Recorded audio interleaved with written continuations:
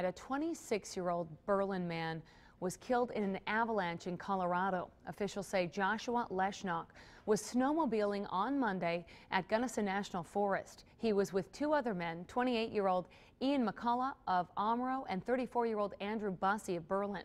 McCullough was initially trapped by the slide but was able to dig his way out.